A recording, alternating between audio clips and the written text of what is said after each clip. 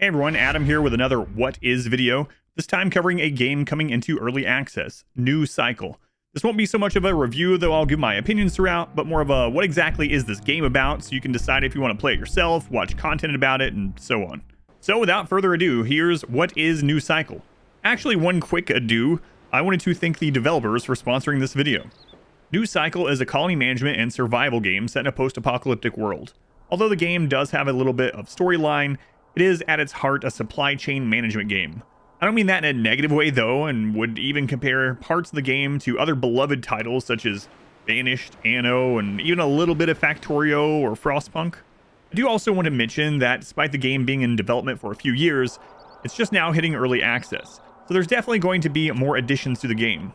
I'll talk some about the publicly planned ones as we move through the video. Having said this though, the game already does have quite a bit of content and you can put plenty of hours into it already. Now on to the gameplay and progression. There are 4 different modes listed, though only 2 are currently playable. I have seen that the developers are adding scenario or mission type modes as well though, but I'm unsure if those are going to be their own 5th type and onwards, or a subset of the current ones, or what. Right now though, we have these 4. Sandbox, which like its name suggests is an open-ended game. You still start from scratch and have to unlock everything, but you don't get the story content, nor do you have to deal with these huge late game disasters. Then there's Campaign, which is very similar to the Sandbox mode currently, but with the addition of story bits, more events, and plenty of late game strife.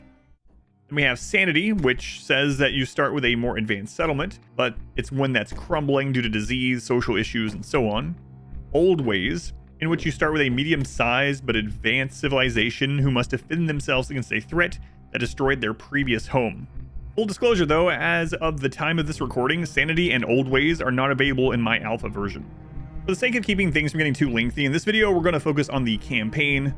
Just know that the systems in this mode are representative of the game as a whole.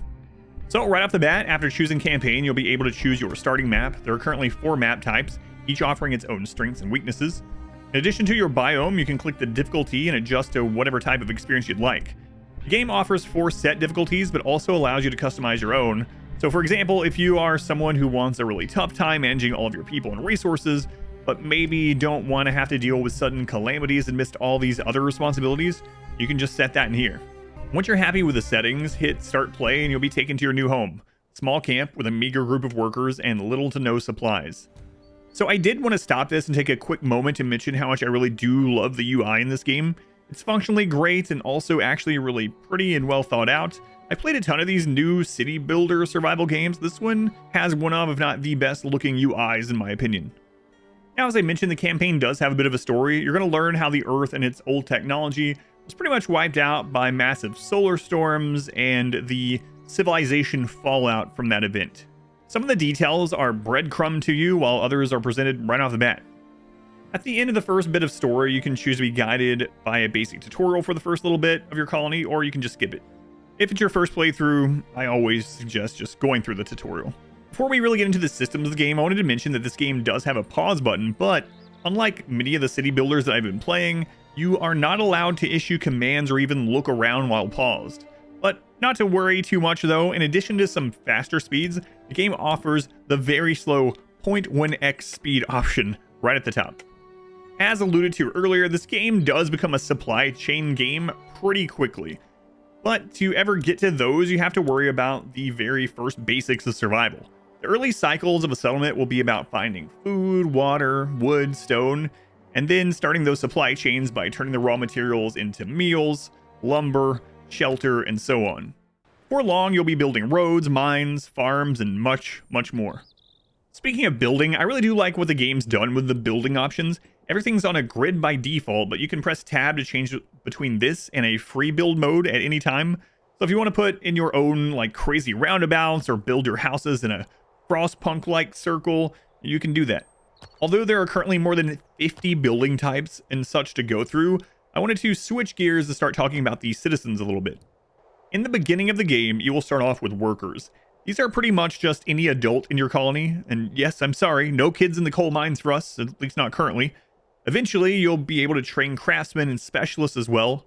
These worker types can help increase production or efficiency in some buildings, while their labor type is specifically needed for others to run at all. Managing your workers and population is one of the cornerstone systems of New Cycle. Balancing each worker type's efficiency, morale, and health are paramount to avoiding the collapse of your colony. As the game progresses and you unlock more technology, you'll be able to fine-tune more of the supplies and services your population has access to. This includes distribution levels, but also types of things such as better quality meals. And that's a very good thing, because within no time at all, your people are going to go from just being happy they survived an apocalypse and eating whatever soup they can scrounge, to demanding beer, fancy meals, and walls on their houses. Since I mentioned research, let's look a little at the tech tree. New Cycle's research tree might look familiar, as it's using a tried and true system overall, with a few exceptions. Firstly, each tier is locked behind the current cycle, which I'll touch on briefly soon. In addition, each research requires resources, time, and knowledge. Knowledge is a passively gained, sort of fictitious though permanent resource earned from your workers, meaning the research itself doesn't actually cost the knowledge points, but is more of a breakpoint. Although you can't see the whole tree at the beginning of the run, you are able to progress through 8 cycles of research, unlocking a relatively large research tree ranging from basic soup kitchens to fully automated conveyor belt systems. Speaking of the aforementioned cycles, you can click on your main hall to see your current cycle, your next cycle, the requirement to get there, and what it'll unlock.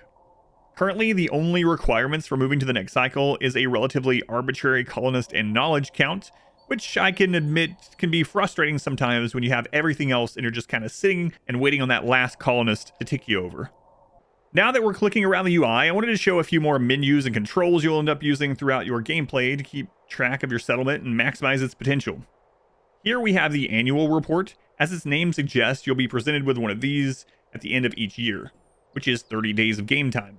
It's a nice way to recap the progress or lack thereof for each year that you've completed. Next is a summary tab.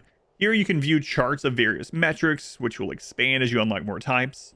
Then there's the production tab. This is a great place to poke around in for those of you who play these games to try to eke out maximum efficiency, or for those that just love looking at charts and graphs, even if you don't understand them, I guess.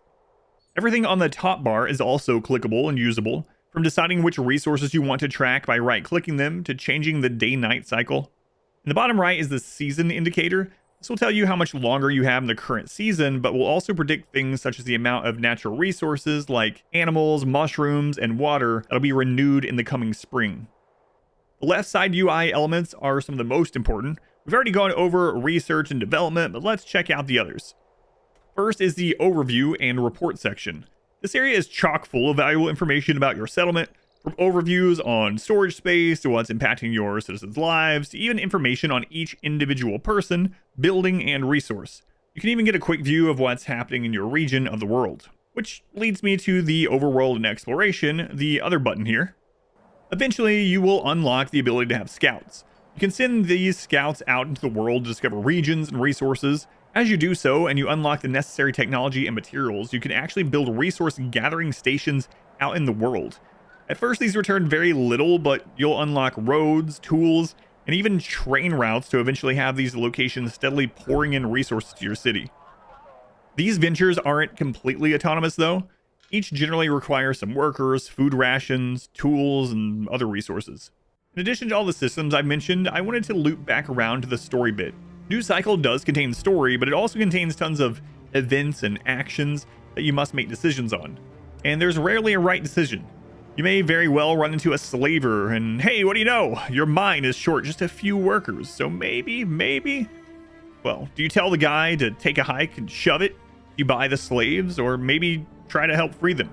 You're not alone in this world either, and there's more than just slavers. So decisions you make can have major consequences, including making some very dangerous enemies.